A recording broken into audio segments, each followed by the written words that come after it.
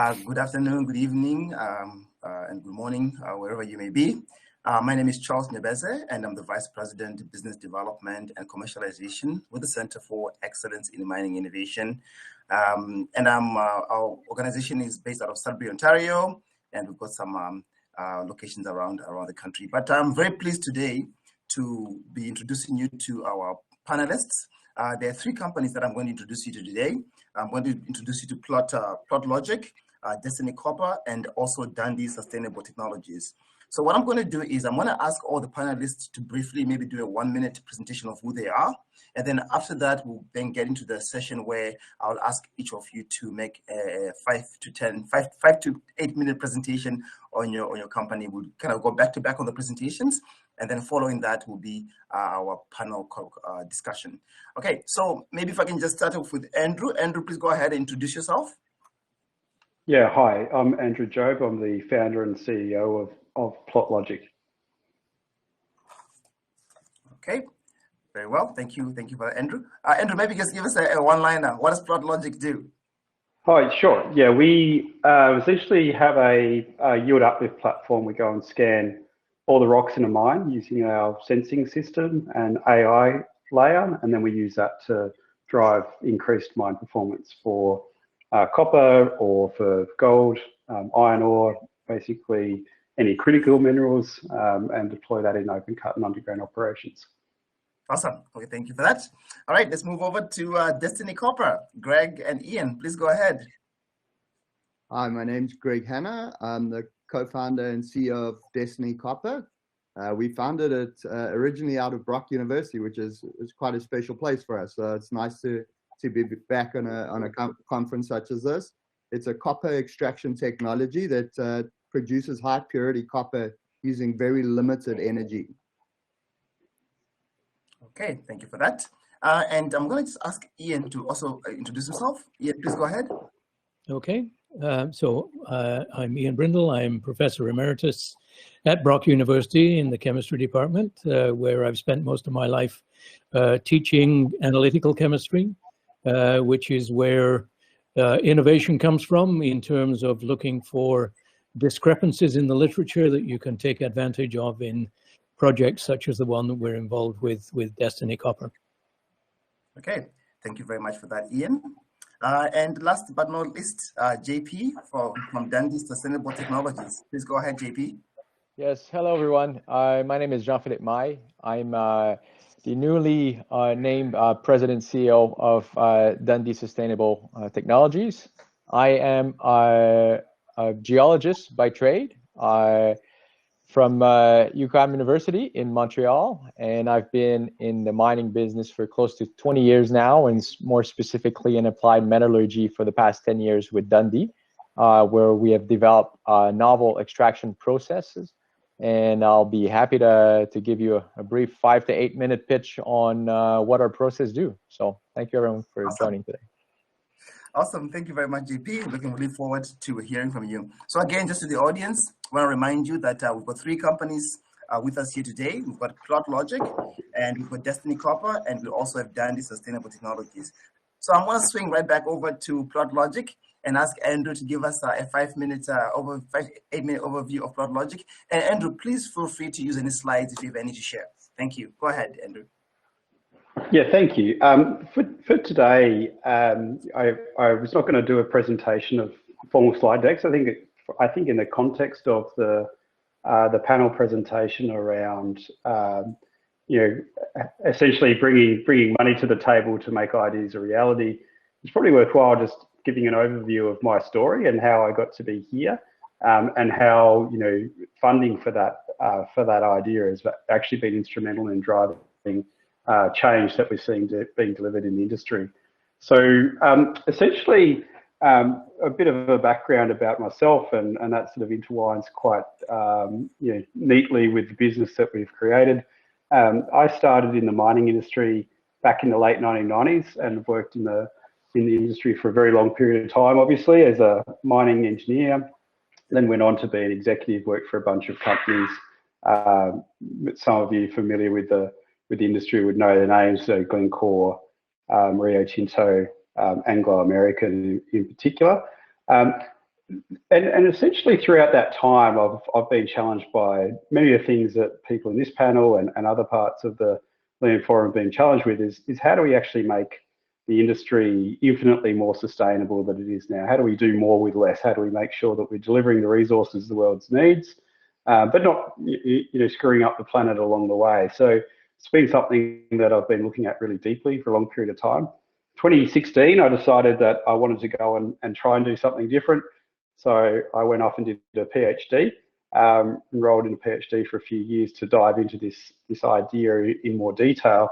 And then in 2018, arrived on an entry point for this business that we're building, which essentially takes this idea of scanning all the rocks in the mine super fast and then using that to deliver unprecedented knowledge about the mine, the rock mass in the mine, how the rocks are moving through the mine, and then how you can actually use that to do things like uplift recovery through the plant, because you have new knowledge about things like deleterious material, clays, etc. But also use it to drive information around actually knowing with high degree of precision the location of high grade ore, low grade ore waste, etc. So we in 2018 went off and started Plotlogic. Essentially, at that point in time, it was just me. I bootstrapped the company for a while, so I had some money saved up from my time in industry. Also, own my own house because I've been working in industry for some time. So use my own savings, then remortgage the house, much to my wife's excitement. And then, quite quickly, I found that, and I'm sure many people that have started companies will find this, that the actual outflow of cash is significantly larger than you probably ever envisaged, particularly when you're doing things that have got a hardware component to what they're doing. So it's not a typical just software company where we put on a bunch of software engineers and then go off and build an app or some sort of functionality there. There's hardware components that need to be acquired and integrated into our stack, and then we travel extensively to mining sites, so that's a lot of high costs associated with all those things. So that got me to a point where we need to go off and do some fundraising. So I went to actually spent quite some time in Quebec, Montreal, where there's a really good accelerator program called the Creative Destruction Lab out of Montreal, and use that as an introduction as to how you could go about raising funding for essentially deep text, very deep scientific research type of projects that then you want to monetize. And then from there, spent a lot of time talking to venture capitalists. 2019, we raised our first round of equity funding from a company called Beidou Ventures. So that's the venture capital arm of Beidou, which is essentially the Chinese equivalent of Google, and another company called DCVC, which is a really sort of scientific focused VC that focuses on deep tech and rolls through. So from there, we then went and had some great success, some great commercial traction, and we've continued to scale the business ever since. We've now done 2 subsequent rounds of fundings. We did an angel round of funding and a seed round of funding, and most recently this year, so in February this year, we did a Series A where we brought in some new investors, and we've now raised another 18 million US for our Series A, and essentially use that money to grow the team from just me out to now 75 people. We have operations. Our engineering headquarters is in Brisbane, Australia, but we also have an office in Brazil where we're doing international expansion, in Adelaide in South Australia, in Perth in Western Australia. We have deployments that are currently going to North America, South America, Southeast Asia, Africa, and of course Australia and Pacific. So the funding that we've received has been really hugely instrumental in actually allowing us to accelerate the growth of the business the way that we want to. And certainly had a lot of lessons along the way, not coming from a venture capital or funding background, and have a lot of insight now into how difficult it can be to raise funding, but also how important it is to be able to have that free flow of equity to be able to take these ideas into reality and then deliver sustainable outcomes for the industry. So that was really the overview that I wanted to provide. Of course, you know, happy to take questions offline or in the chat, but I'm not quite sure how that works on this forum. But yeah, certainly I'm on LinkedIn, and you can type in andrewjobe.com or whatever, and you'll find me on LinkedIn. And happy to engage with people about my experiences with fundraising and taking ideas into action using different forms of funding. Thank you very much for that, Andrew.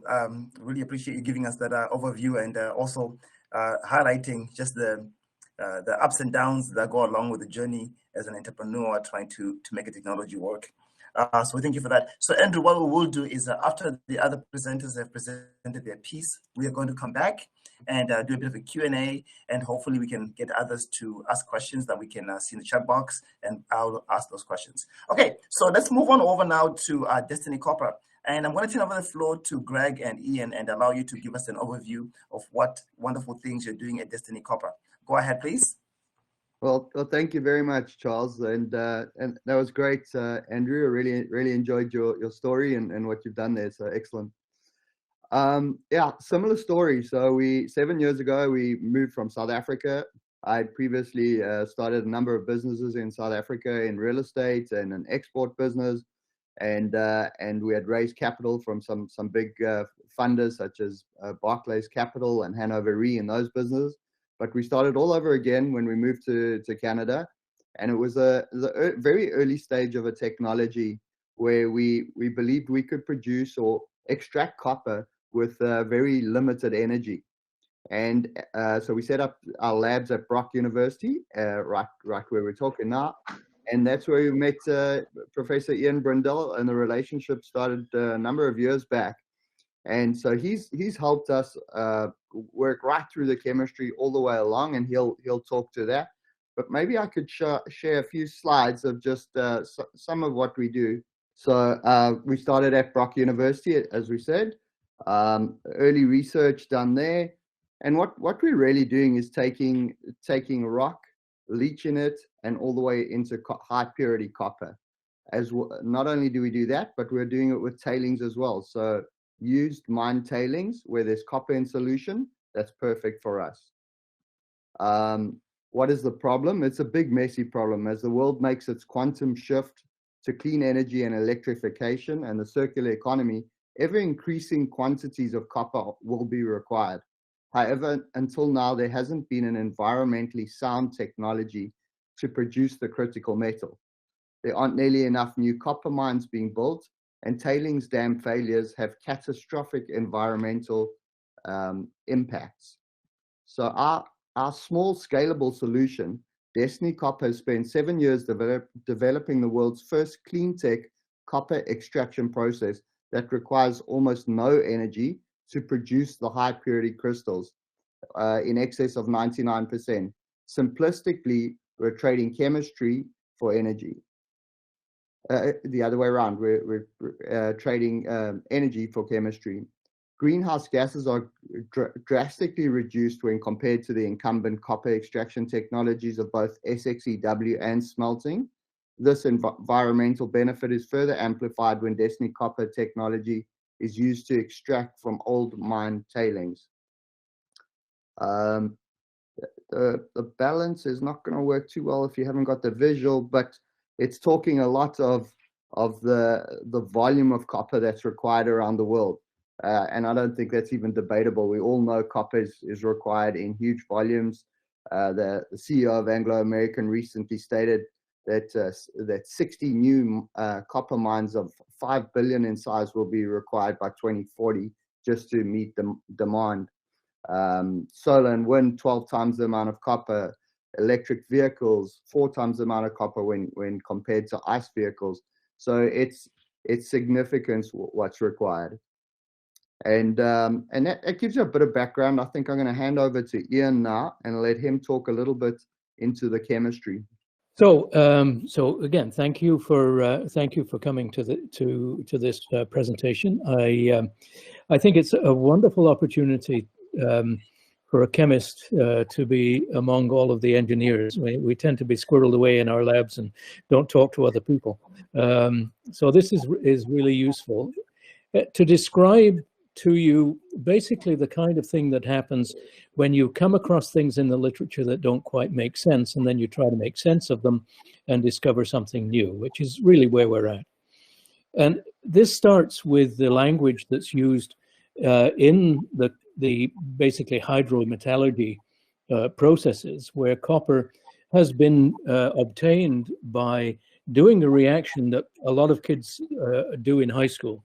You take an iron nail, you put it in a solution of copper sulfate, and the nail turns red because it's plating out copper. And the reaction there was first described over 200 years ago by a Swedish chemist, and he described it as a skin that forms over the metal. And subsequently, the language has turned into using the term cementation. So basically, the copper occurs as a cement. And so this conjures up pictures of indeed solid stuff that's stuck very tightly to the iron. And it's that we wanted to defeat. We wanted to get away from that image of the copper being tightly bound to the surface of the iron. And we were able to do this by using the appropriate additive that basically produces, instead of cementation, it really produces a process that we would call electrocrystallization. So when in this case, we've still got copper in solution, we've got iron, but the additives that we're using now modify that chemistry so it no longer sticks to the surface of the iron and has to be scraped off, but a reaction that produces crystals, macroscopic crystals that don't bind to the iron. They're very loosely held, and they can easily be removed by simply shaking or washing or lightly brushing them off. And what gets brushed off is better than 99% pure copper. So again, this is a field that's been very crowded. There's been a lot of people doing this kind of chemistry for a long time. And so the kind of thing that we've been doing is finding the gap between the process that most people describe as cementation and what we've been doing in electrocrystallization, which produces, without the need for heat or extensive stirring or other means, so that we can get that chemistry happening at ambient conditions.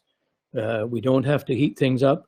We don't have to do this at a high acid concentration, so we're concerned to make sure that that stays low.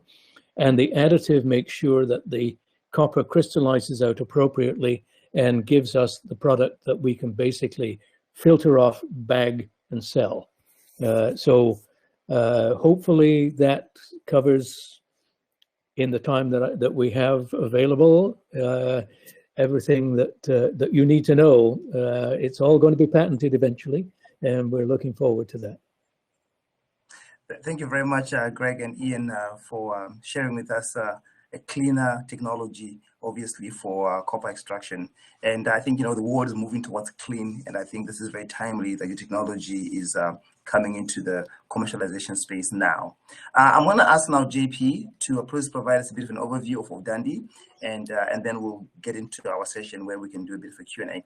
Thank you very much. JP, please go ahead. Not a problem. Thank you very much, Charles. I think I'm going to go similar style to Andrew and Greg and Ian here, and just talk you through our company and our developments, what we've accomplished, and how we are progressing.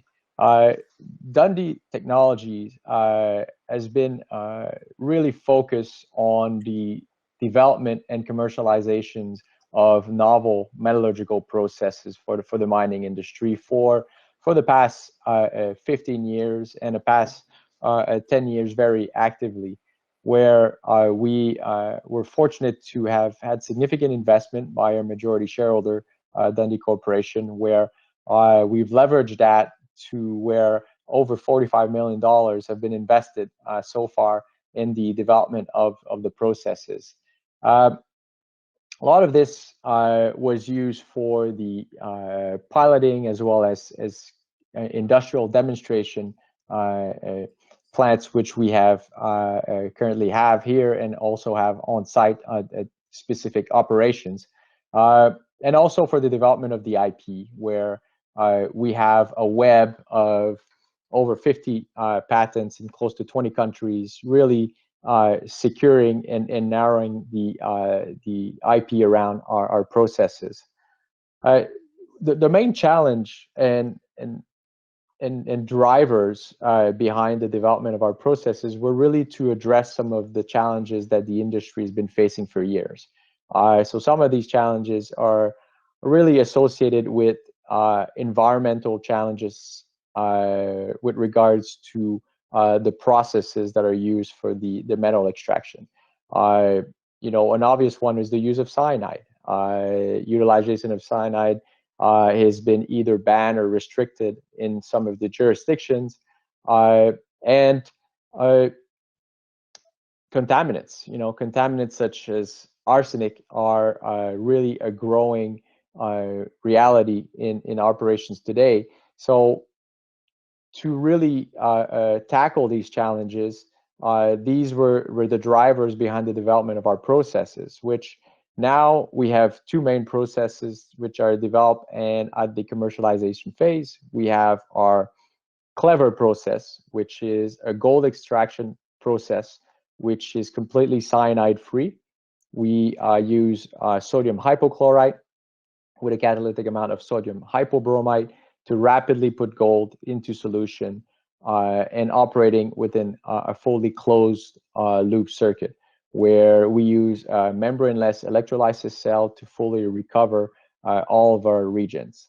The process, Clever process, operates in drastically different conditions. We operate at low pH, pH 1, which in return allows us to recover through acidic leaching, any associated base metals such as copper or zinc, which would travel with gold ores.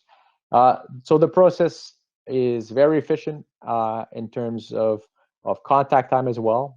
Typically, our contact time is less than 2 hours, where we have gold in solution. Operates in a fully closed loop, so no liquid effluent, and really tackles and caters to the refractory ores, which are growing quantities in today's operations. But obviously, when you develop a new gold process, we've tested hundreds and hundreds of different ore bodies, but people always send you their worst material. So we've dealt with a lot of refractory material, and part of that refractory nature in gold ores often comes with the association of gold with arsenic and arsenopyrite, where gold is encapsulated within the arsenopyrite structure. So when decomposing that structure, we were left with an arsenic product which needed to be stabilized, and we weren't quite impressed with what the industry was doing in terms of long-term stabilization of arsenic. So this is really what drove us to the development of our glasslock process, which is an arsenic stabilization process using vitrification.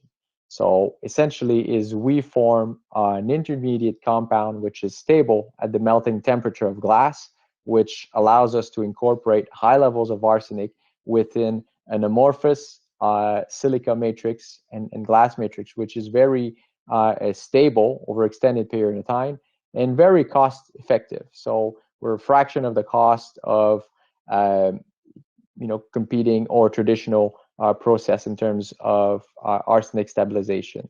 So working with the industry, we really needed to adapt our processes and make sure that we targeted some of the needs.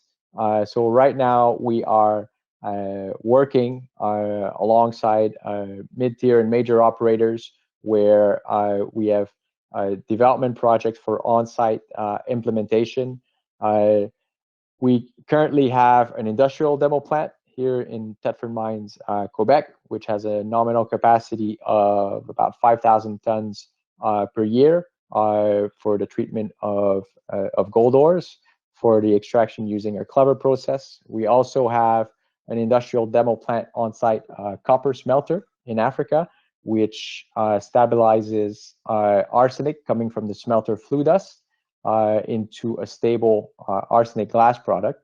And we are now commencing the construction of a second glass lock arsenic stabilization plant in Ghana, also to remediate legacy arsenic trioxide dust on-site and operating gold mine. So as a bit of a closing note, I think the drivers were for our development were really to emphasize on the environmental nature of our processes by really tackling some of the issues, whether they're contaminants, efficiency, and reagents that are used in our process. And efficiency also comes in terms of cost and finding processes and ways which are cost efficient while also promoting and being environmentally sustainable. So that's really the essence and the drivers behind our development and how our process operates. So yeah, I'd be glad to expand on some of our projects or processes and what's developing for DST over the coming years, and hopefully we get a growth similar to Andrew's company, which is quite amazing to see your growth and how you've progressed over the last years. For us, we definitely have been progressing a whole lot over the past 10 years, but you know, our industry is reluctant to change, so we need to even be better in terms of efficiency and technically, and being able to really demonstrate how environmental processes have their place, both from an ESG point of view, but also from an efficiency and operation point of view. All right, thank you very much for that presentation, Jean-Philippe. Really appreciate that. And again, thank you to Ian and Greg and Andrew for your presentations. What I'm going to do now is I'm going to give a bit of a quick recap on some of the maybe key lessons that I think you've learned, but we'll come back to them. And then I'll jump into a presentation on my organization, the Center for Excellence in Mining Innovation, and I'll also talk to you about the Mining Innovation Commercialization Accelerator. So all this should take about 6 minutes or so for me to go through. So the first thing that I think we're hearing here is that there is obviously a technical challenge that the industry has that needs to be solved. And mining is an old industry, and some of its pains have been around for many, many years. So it's amazing to see companies like, you know, like Dundee and Destiny and companies like Plotlogic come up with solutions that are going to fix some of these challenges now. One of the things that I've heard is that there is that need to prove a solution. Initially, obviously, maybe you can prove it in a lab scale environment, but there is that need to prove the solution out. And there is also this need to scale up the solution. So you can prove it lab scale, but there's a need to scale it up into a more of a commercial setting. And I think this is where that whole conversation about funding comes in, where you need that those additional dollars from the private equity market to invest so that you can have that technology move forward. I also heard some notions around customization of solutions. And again, that whole demonstration is needed. There is a conversation around being able to acquire samples that you can from the industry so that you can do your testing using the samples. And then there's also the idea of making sure that you know, you prove it in such a way that the industry itself can see it and be able to then adopt a technology. So there is a need for that process to happen. Okay, so what I'm going to do now is I'm going to share my screen. Hopefully I can share my screen. And I'm going to give you a quick presentation on SEMI and MICA, and then we'll move into the question and answer period after that. So very quickly, SEMI and MICA. SEMI is the organization that manages the MICA. MICA is the program, MICA. So when I say MICA, I'm talking about Mining Innovation Commercialization Accelerator. And when I say SEMI, I'm talking about the Center for Excellence in Mining Innovation. So very quickly, you can see here that SEMI is about 15 years old. We know we've got a board of directors that govern us. We're created to solve the challenges of the mining industry, and our mission is to advance innovation. One of the techniques or one of the programs we use to advance innovation is a program called the Mining Innovation Accelerator Network. Now we've acquired, we've been allotted, we've approved to secure $40 million from the federal government. This is effective last year. And we are going to be able to advance these dollars to solve technical challenges that will help us to not only create a national mining technology network, but to accelerate innovations in the mining industry. And you can see here that our network has 6 partners across the country. So it is a national network tapping into Canada's innovation networks to flash out those technologies that will make a difference in mining. I wanted to give the youth on the call an idea on the ecosystem that surrounds the mining industry and surrounds the mining industry, especially as it advances innovation. And I think most of you will agree that the universities and colleges play a critical role, but there's also this investment community that was mentioned by all of our speakers. Other industry associations can help to move things forward. There are not-for-profit organizations such as those incubators and accelerators that help to move things forward, and different business services, including things like IP lawyers, other business services for things like accounting come into play to help move things forward. And then you do have the R&D centers. Some of them are publicly owned, some of them are privately owned. And then there's industry groups. There's also indigenous groups. One thing to note about Canada is that most of Canada's mining land is in lands that have indigenous interest or that are indigenous ownership of those lands. So there's a need for us to be able to closely interact and coordinate mining activities with indigenous groups. So that's really, really important. And then you do have the mine operators themselves that own the mines and run the mines, the SMEs, and also the government plays a critical role as well. I wanted just to touch on one thing here, that innovation in mining is a business asset. So when we are thinking about what is innovation in mining, we're looking at it as an economic case. Now, obviously, some of the benefits of the economic cases include things like safety, which are important, environment. But I wanted to say that innovations typically decrease the cost of doing business by giving you a path to get revenues faster. So that's the point I wanted to make here, is that innovation can actually impact the bottom line of a company. So these companies you're hearing talking today, the Plotlogics, the Destinies and the Dundees, these companies are all geared towards making the mining companies to have more bottom line impact, right? So that's really important to note. Another thing I wanted to bring up here is that many, many wonderful ideas get stuck in this place that we call the Valley of the Shadow of Death for mining. And it's this Valley of Death is a place where good ideas die. And there are services like, for example, the MICA program that do help organizations to transfer over that Valley of Death so they don't get stuck and don't get commercialized. Another thing I want to mention quickly here is that there is a continuum for how ideas move through all the way to commercialization. And we are very interested in that later stage, that technology readiness level 6, 7, 8, 9, because that is where we think we can have the most impact on the industry itself by bringing ideas to market.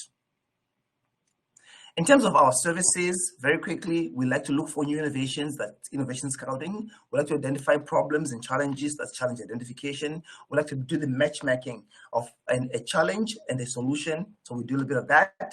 And then obviously we do the MICA program that I mentioned earlier on as a commercialization service to move things forward. I wanted to share some examples of some companies who have helped in the past to bring the technologies to market, or at least to a point where they can be commercially visible for market. So I'll just touch on a few examples from this last year. I'll just pick on a couple here. There's a company called RockTech. RockTech is a company that is moving, that is an automated rock breaker, and we help support this company in moving this technology forward. Another company to just highlight here is FVT, which has now since been acquired by Epiroc, and they developed battery-powered underground vehicles and electric drivetrains. Another company to maybe quickly highlight here is a company called Janatech Technologies, which we will help to create a smart helmet with some proximity sensors on it to help people along the way. So they are organizations like SEMI that are available and are out there to help technologies move forward in a systematic way. And then the last slide I want to share with you here is that we are very interested in the areas of productivity, energy, smart, and environment, addressing challenges underneath those areas. So I'm going to stop sharing my screen now because I want to give you a bit of an overview of what it is that we do at the Center for Excellence in Mining Innovation and what we are doing advancing innovation into the industry. So there's a question here for Greg from the chat box, and I'm going to start off with that question. Greg, the question is, if Destiny Copper, if your copper recovery process is effective, why not apply it to a high-grade ore? not just low-grade ore and tailings? It's a good question. We definitely are exploring both. So both tailings, just because we feel there's a need to clean up these tailings ponds. There's mining companies are spending tens of millions every year on liability insurance when these dams break. There's huge issues related to it, and so that's what part of our focus is on that. But it's not the only side to it. We can definitely generate vast revenues from the PLS. So that's been produced straight out of a mine. It's a much cleaner way of producing high purity copper when compared to SXEW and smelting. Thank you for that, Greg. Okay, so what we're going to do now, folks, is we're going to move sort of a little bit away from the technical conversation and sort of try and give the youth on the call a bit of an insight on some of the things you've had to think through to get to where you are right now. So the first question I have, and this is open to all of you to answer, if you just look back in time when you were, say, in your late teens, 18, 19 years old, were you thinking about doing exactly what you're doing now? Can you just give some insights on where you were when you were a little bit, maybe when you were 18, 19, and what you thought back then, and compare that with where you are now, and maybe just share some of the lessons you think as an 18-year-old version of you should know, knowing what you know now? Please go ahead. Let's start off with Greg. Greg, please go ahead. That's also a great question. I think at 18, I always knew I wanted to be an entrepreneur. I had been from my high school days, but I didn't know exactly what I wanted to go into. And so I was looking and kind of had the feelers out in a lot of different industries to see what excited me. And eventually I got into an export, first a corporate gift business that grew into an export business, and we landed up supplying Walt Disney with products and furnishings. And that was really exciting. But you kind of learn it along the way. I don't think there's a hard and fast rule. My eldest son is looking at universities now, and it's tough at that age to decide exactly what you're going to study. It can be quite a challenge. All right, thank you for that, Greg. All right, let's move over to Ian. Please go ahead, give us some insight on what would you tell the 18-year-old version of yourself, based on what you know now about some of the career path and moving things forward. Well, it's interesting. I was born in an industrial town in the north of England, and lived most of my life in smog. So, boy, I had firsthand experience of what pollution looks like, since it was powered by coal-fired boilers and things like that. So I had a very clear idea of where I wanted to be, which was not in places like that anymore. When I went into chemistry, which I did at about the age of 18, 19, I moved into an area that was organic chemistry, and it was my wife's uncle at some point who said, what's the purpose? He was a president of lithium carbide, and he said, what are you going to do with that? And I spent a long time thinking about that, and eventually I turned from organic chemistry, which is what I did for my graduate studies, into inorganic chemistry, which was where, among other things, I got involved with the cold block process for analysis and the Destiny copper process. So the rewards in terms of satisfaction have been enormous because of that change. Thank you very much, Ian. Okay, let's move on to Andrew. Andrew, please go ahead.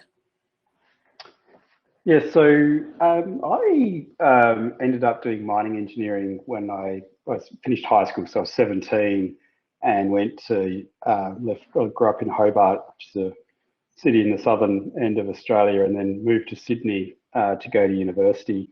The deciding factor to do that was I got a scholarship. That was the only deciding factor. I had no idea about the mining industry. Grew up in a very environmentally sensitive part of the world, and all my friends assumed I was going to become some sort of environmentalist. Got a scholarship to do mining engineering, and then decided after a couple of years I was probably going to be a banker.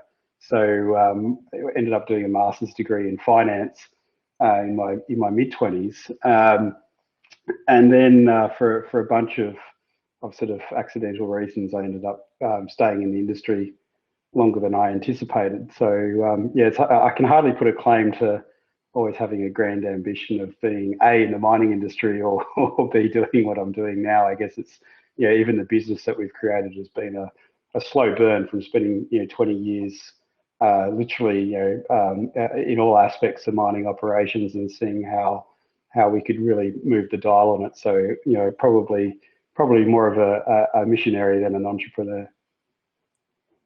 Thank you for that, Andrew. All right, JP, please go ahead.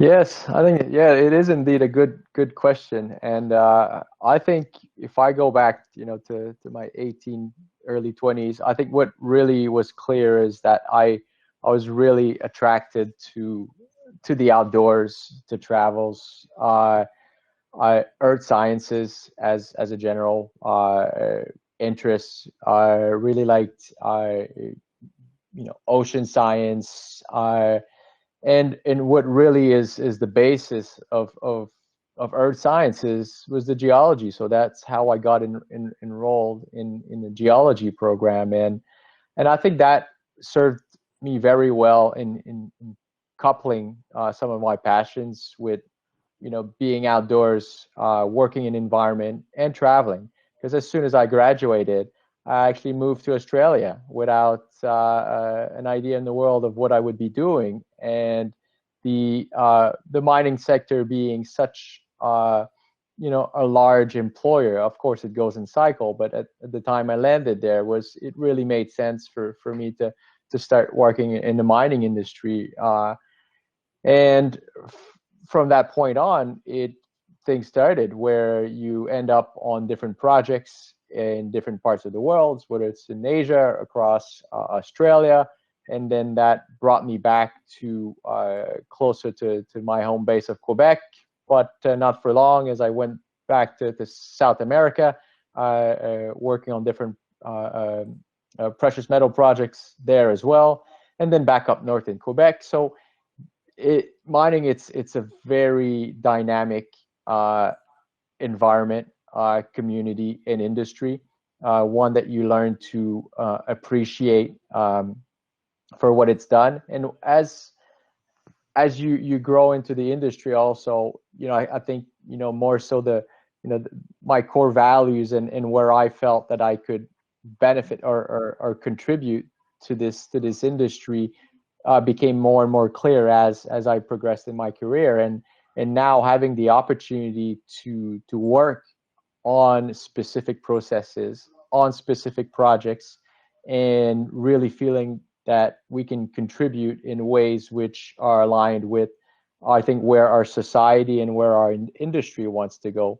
I think that's always a good feeling, and I think there's a lot of good, and it's a very, you know, looking back on it, I did not know where I would land 20 years ago, but I think we need to trust our instincts, have fun when we work, and yeah, go with our core values. And I think that, you know, looking back, I think that, you know, going through and prioritizing these aspects have led me to where I am today. Thank you very much for that, JP. Next question I want to ask, again, open to all of you. And if you can keep your questions, if you can keep your answer to less than a minute, because we've got less than 3 minutes left to go here. The question I have to ask you is, when it comes to attracting investors, what would you say is maybe the top thing that you need to have ready in your company in order to attract investment? Greg, please go ahead. Just give us maybe one thing and then move on to the next person, because our time is almost ended. I think innovation, and then that you can really prove that the technology works. So those two things are pretty cool. Well, thank you very much. That's innovation. Okay, JP, please go ahead. I would add people to the team. People, because it's one thing to have an idea, but you need to have the people to materialize it, and I think that's very important. Okay, very good. Okay, Andrew, please go ahead. Yeah, I think a really clear articulation of the value proposition is super critical to attract investors. Okay, thank you for that. Ian, please go ahead. Yeah, I think it's important to have the right people. I think certainly in mining, it's a big uphill battle to persuade people that the world needs mines, and mines are not the pickaxe and grizzly old men digging in holes in the ground that it used to be, and that people often think about. Thank you for that. Certainly that is true. Well, we are reaching the end of our session here, and I want just to recap and just to talk back to the youth again, that, you know, I think what we've heard here today is that don't be afraid to follow opportunities as they get presented to you. Travel the world. You know, I think mining people in general are probably the one of the most traveled people globally. Mining takes you to very strange places and to very isolated places, places where the environment hasn't even been touched yet. So mining takes you to very interesting places. The other thing I heard here is be patient. You know, when you look at the journey that Greg has taken, that JP has taken, and Andrew and Ian, you have to be patient as you're developing out your career path as you move things forward. Another thing I heard you too from Ian was, you know, get some mentorship, you know, whether it be an uncle or a cousin, but you need to get those mentors to be able to give you pointers on how you can move things forward. And I think, like, you know, Greg said at the beginning, you know, you're going to learn along the way, and don't be afraid to try things out. And then the last thing I want to just add is that, you know, if you do want to attract investment in your company, make sure that you're innovative in how you're doing things. Make sure that you've got the right people around you. You surround yourself with the right people. And you need to have a very clear value proposition of what is it you're talking about. Mining is about people. And I think, again, you know, having a good, strong team behind you is a key to success. So I'm going to end it off here, and just want to thank our panelists for coming online and sharing their story, and hoping that you know, that the youth that have been listening to us can use this as a way to leverage themselves into the mining industry. Thank you very much, everybody. We're going to end it here.